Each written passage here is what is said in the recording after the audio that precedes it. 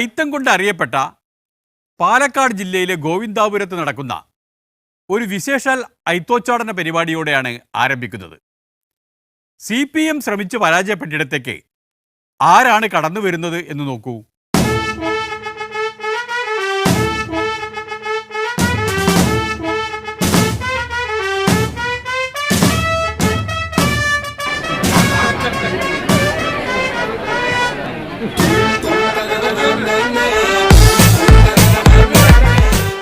എന്നാൽ ആ ഗ്രാമത്തിലെ എല്ലാവരും BJPയുടെ മാതൃകാ ഗ്രാമത്തിലേക്ക് എത്തിയിരുന്നില്ല. എത്താത്തവരെ കാണാനായി BJP നേതാക്കൾ അങ്ങോട്ട് പുറപ്പെട്ടു.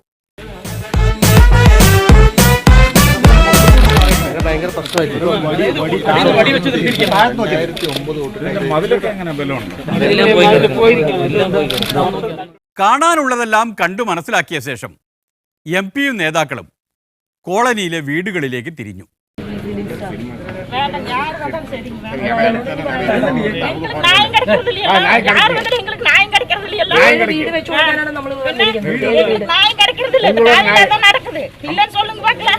ரெண்டு பக்கம் தப்புறது, ரெண்டு பக்கம் பேசணும். இது ரெண்டு பக்கம் பேசுறது கிடையாது, தெரியுதா? நாங்கெல்லாம் வீடாரு வீடாரு வந்து அடிப்பா, நாங்க இழுத்து பார்த்துட்டு கொண்டு போனோம் இல்லையா?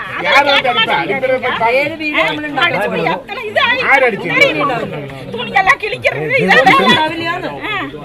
நாங்க பார்த்தோம், இன்னும் நாங்க பார்த்துக்கிறோம்.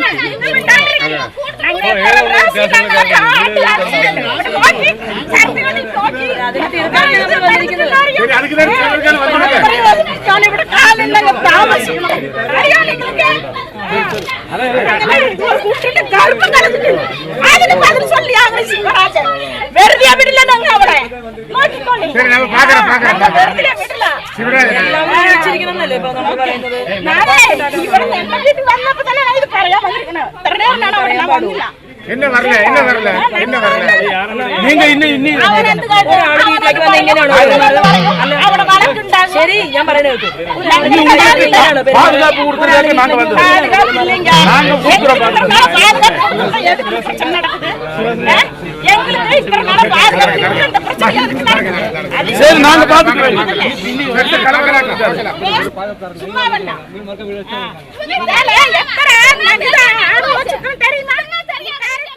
നേതാക്കൾക്ക് മുന്നിൽ ഹാജരായും മൊഴി കൊടുത്തും മടുത്തവർ ഇനിയൊരു ആവർത്തനം വേണ്ട എന്ന നിലപാടിൽ അങ്ങുറച്ചു.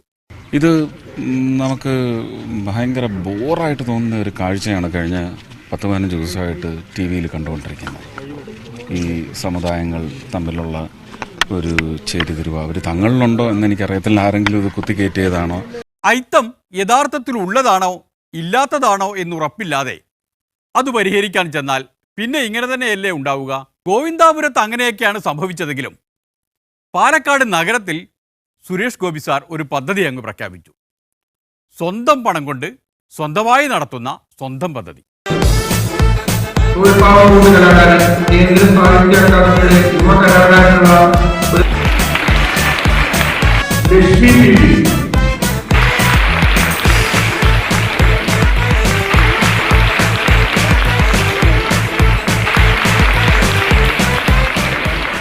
ഗോവിന്ദാപുരത്തെ തിരിച്ചടിയൊക്കെ ടൗൺ ഹാളിലെ കയ്യടിയിൽ മറക്കാവുന്നതേയുള്ളൂ. വളരെയധികം നിങ്ങൾ ഒന്ന് ഈ TV ക്യാമറക്കാരോട് ഒന്ന് ഫോക്കസ് ചെയ്യാൻ പറഞ്ഞാൽ കാണാം എൻ്റെ മുഖത്തുള്ള കോരിത്തരിപ്പ്, രോമാഞ്ചം, കോൾമയർ എന്നൊക്കെ കേട്ടിട്ടല്ലേ ഉള്ളൂ. കാണാൻ കിട്ടുന്ന അസുലഭമായൊരവസരമാണിത്.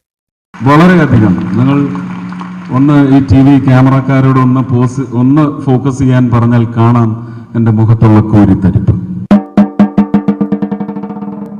കോരിത്തരിപ്പിന്റെ കാരണം എന്താണ് എന്നല്ലേ?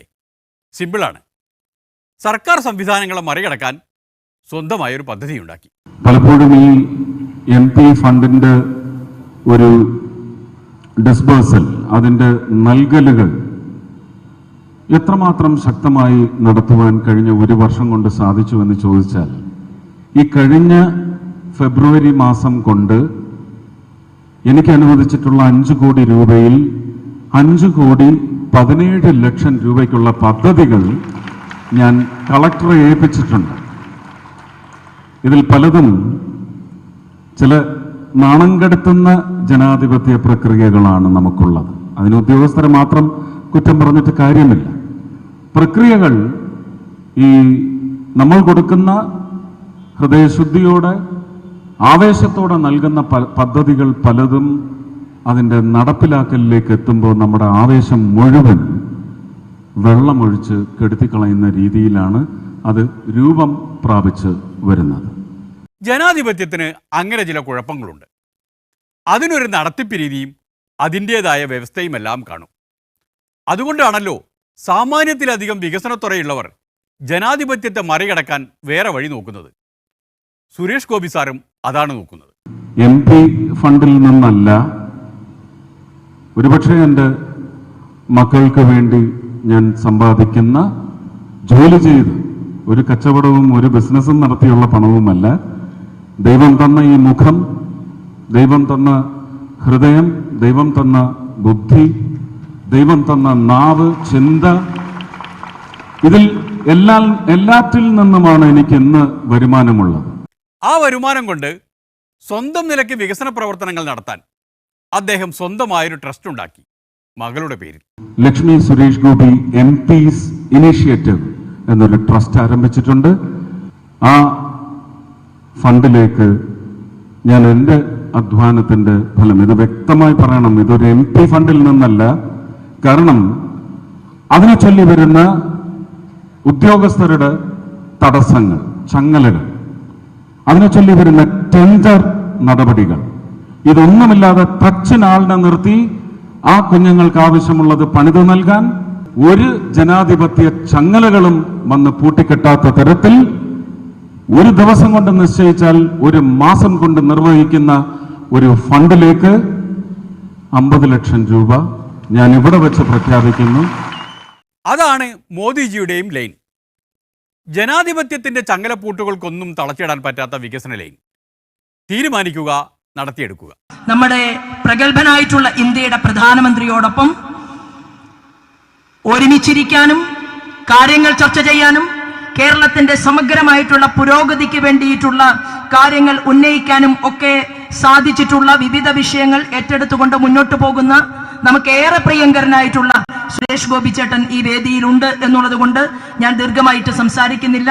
അദ്ദേഹത്തിന് നിങ്ങളോട് ചില കാര്യങ്ങൾ വ്യക്തമായി ഈ പ്രവർത്തനത്തെക്കുറിച്ച്, അതായത് സമൂഹത്തിന്റെ മുന്നോട്ടുള്ള പ്രയാണത്തെക്കുറിച്ച്, രാജ്യത്തിന്റെ പ്രൈം മിനിസ്റ്റർ വിഭാവനം ചെയ്തിട്ടുള്ള കാര്യങ്ങളെ അർത്ഥവത്താക്കിക്കൊണ്ട് മുന്നോട്ട് പോകുന്ന പ്രവർത്തന പദ്ധതികളിലൂടെ മുന്നോട്ട് പോകുന്ന അദ്ദേഹം തന്നെ ചില കാര്യങ്ങൾ നിങ്ങളോട് സംസാരിക്കും എന്നുള്ളത് കൊണ്ട് ഞാൻ ദീർഘമായിട്ടൊന്നും പറയുന്നില്ല. അതാണ് പറഞ്ഞത്, ജനാധിപത്യത്തിന്റെ നിയന്ത്രണമില്ലാത്ത വികസനം. അങ്ങനെ വരുമ്പോൾ മോദിജിക്കും സുരേഷ് ഗോപിക്കും ഭരണകൂടത്തിൽ വിശ്വാസമില്ലേ എന്നൊരു ചോദ്യം വരാം. പാലക്കാട് ജില്ലാ ഭരണകൂടം എന്ന് ഞാൻ പറയുമ്പോൾ എൻ്റെ പാർട്ടിയുടെ ഭരണകൂടമുണ്ട്, അവർക്കും നിശ്ചയിക്കാം. വ്യക്തമായില്ലേ? നയം വ്യക്തമായില്ലേ? ജില്ലാ ഭരണകൂടം എന്നാൽ BJP ജില്ലാ കമ്മിറ്റി, സംസ്ഥാന ഭരണകൂടം എന്നാൽ BJP സംസ്ഥാന കമ്മിറ്റി. അങ്ങനെ വരുമ്പോൾ ദേശീയ ഭരണകൂടം എന്നാൽ BJPയുടെ അഖിലേന്ത്യാ കമ്മിറ്റി. നയം വ്യക്തമായ സ്ഥിതിക്ക് ഇനിയൊരു ഇടവേളയാണ്.